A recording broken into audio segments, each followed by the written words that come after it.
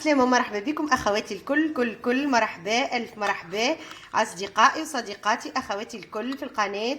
نشكركم برشا على التشجيع الدائم. واليوم باش نودكم بوصفة زادة من قعر الخابية، وصفة ديما عملوها أمهاتنا، وصفة تنفعنا خاصة كما قلت لكم في هالشتوية هذية.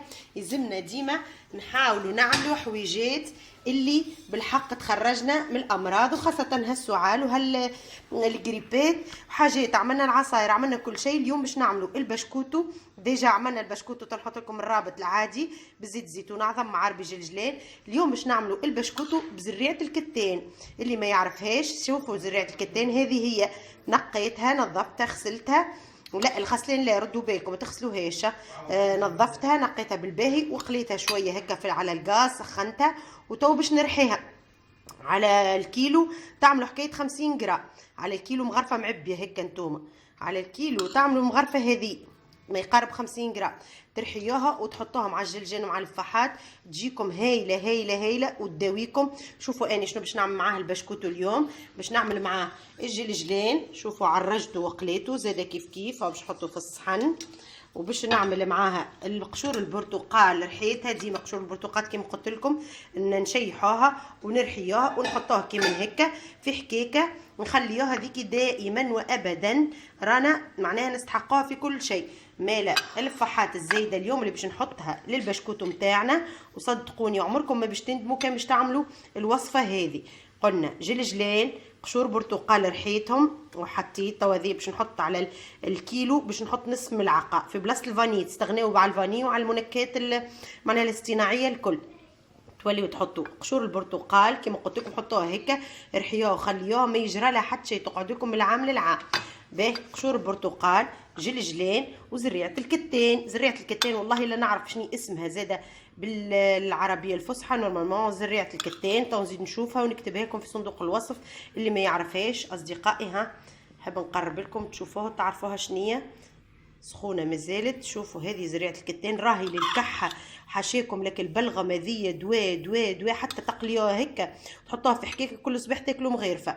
اما الاحسن والانجع لك الصغيرات وللكبار كي تبدا هكا في البشكوتو العربي نتاعنا، تبدا شيء كبير. تصوروا انتم وصفتنا اليوم للكيلو معناها بالبشكوتو باش نحط 50 جرام زريعه كتان، باش نحط 100 جرام جلجلان، باش نحط نصف ملعقه قشور برتقال، باش نحط 200 جرام 150 جرام سكر، ودو ساشي خميرة مرطبات، الخميرة المرطبات العادية، وباش نحط كيلو فارينة قلت لكم حار عظم عربي، وباش نحط 200 مليلتر زيت زيتونة.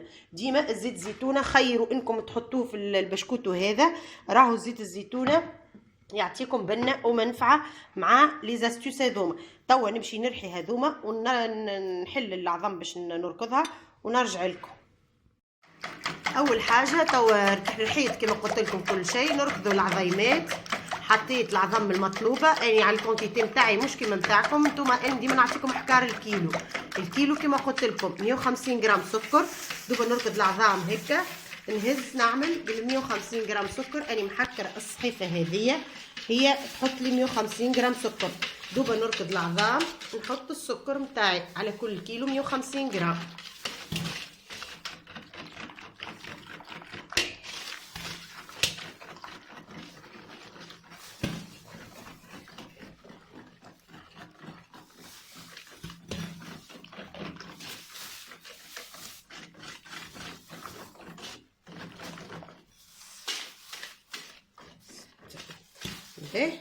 حطيت السكر نعاود نركضو توا بالباهي لوين يذوب مع بعضو بالكدا.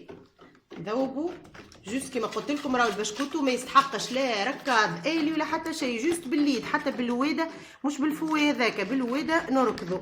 باهي توا نحطو في فحاتنا، نحطو الجلجلان، نحطو القشور الليم، نحطو هذاك زريعه الكتان كي رحيتها. بعد ما ركضنا العظم والسكر هكا وذاب كل شيء بالباهي، زيت الزيتون اصدقائي ديما الزيت الزيتون هذايا اللي هو سر البنه متاع هالبشكوتو هذا متاعنا. على كل كيلو نحطوا 200 مليلتر. انتوما صديقاتي واصدقائي اللي تتبعوا فيا الكل، تحبوا تحكروا اكل كيس نتاع القهوه كما نقول لكم، هذاك الكيس القهوه الفخار الكبير هذاك راهو يرفع 200 مليلتر. اما اني عندي الكيس هذايا جرادوي هكا. علاش؟ على الكيلوات نتاعي على كل كيلو باش نحط 200 جرام 200 مليلتر زيت. على كل كيلو 200 مليلتر زيت زيتونه. اللي تحب تعوض تعمل زيت نباتي هي حره راه. اما الحقيقه مع التشكيله الحوارات اللي نعمل فيها هذه والكل ما ينفع معاهم كان زيت الزيتونه، ويولي الصغير يستنفع والكبير يستنفع. يعني على 6 كيلو كما العاده باش نعمل 200 مليلتر فوا 2. زيت الزيتونه راهو دواء ومنفعه، ما يلزمناش. وي زيت الزيتونه لا كيف ولا قبل ولا بعد خياتي، لا يعوضوا لا زيت نباتي ولا يعوضوا حتى شيء. نذوب الحوارات الكل، نزيد نركض ذاك الزويتات هذوكم اللي يتمازجوا يدخلوا من بعضهم، ونحطوا تشكيلتنا كما قلت لكم. هذا هو زريعه الكتان المرحيه. تنحي السعال، تنحي الربو حاشاكم، تنحي الكحه، تقوي المناعه في الجسم الصغار والكبار.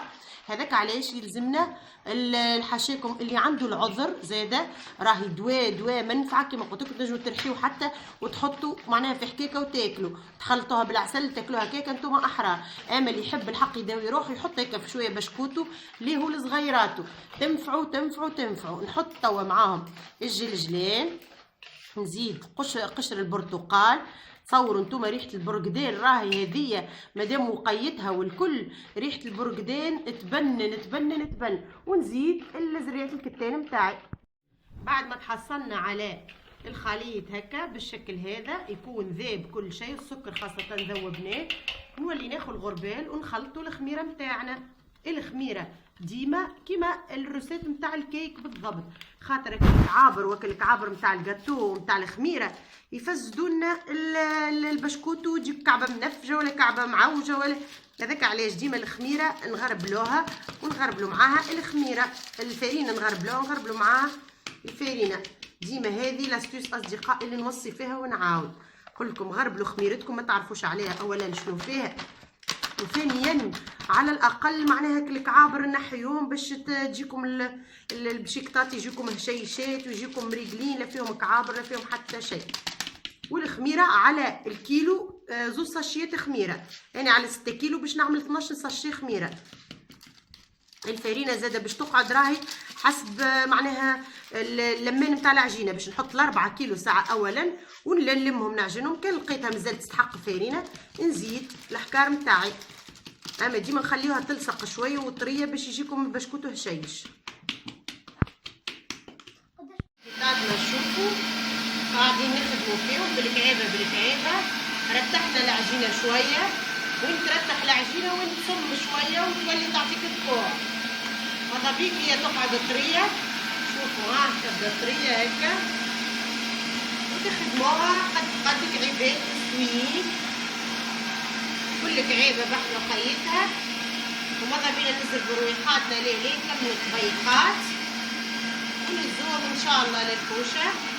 الكوشه الكبيره نتاع البلاد اللي تحب تطيب في الدار تعمل كوكيت صغيره وتحط في كوشه الفرن نتاعها عادي، اما على درجه حراره قويه يلزم تسيب على الاقل على 200 درجه، خاطر البشكوت يستحق برشا سخانه. هيك علاش احنا نهزوه الكوشه معناها البلاد، الكوشه القويه، كوش الخبز العاديه هذيك هي اللي تطيب لنا البشكوت. ومن المستحسن ديما نهزوه الكوشه الكبيره. شوفوا العجينه قداش طريه هشيشه. تبدا هيك نقاوعدكم في الخدمه نتاع بلوا دياتكم ديما شويه زيت زيتونه ونخدموهم. اللهم صلي على النبي. تولي بشكوتاتنا بعدين يجيكم هشيشين قبل ما هي العجينه تبدا طريه وسوبل هكا، تعطيكم الطوع وتبدا سهله في الخدمه نتاعها.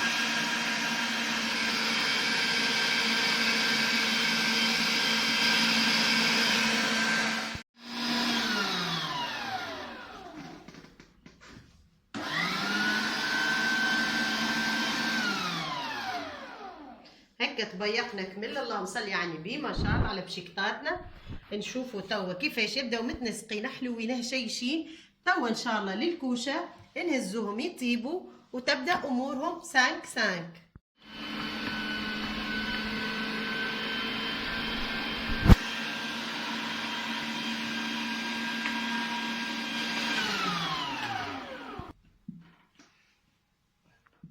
بسكوتاتنا حضروا توا ما شاء الله عليهم. توا كما قلت لكم الكل يمشيوا للكوشه، ما شاء الله محلى لونهم ومزيانهم. توا نكملوا نطيبوهم ونوريهم لكم ان شاء الله وهما طايبين وناضجين. بسكوتاتنا حضروا اصدقائي، شوفوا محلاهم، شوفوا في اكل زريعه الكتان كاش هكا غامقه، محلاها ومحلى لونها، ريحه زادت تشهي بنينه. شوفوا خرفشه، ها ديما نخرفش لكم البشيكيطات وتشوفوهم كيف هما من داخل ما بنهم ومزيانهم، يتقرمشوا تقرميش كيما البلانكيتا، خفيفين تحطهم في القهوه يذوبوا ذوبان في الفم. هذه تو وصفتنا لليوم. كان عجبتكم فعلوا الجرس، حطوا جماتكم واشتركوا اللي مازال ما اشتركش في القناه. وصحه وفرحه ليا وليكم. نحط زاده في طبق التقديم ونرجع لكم.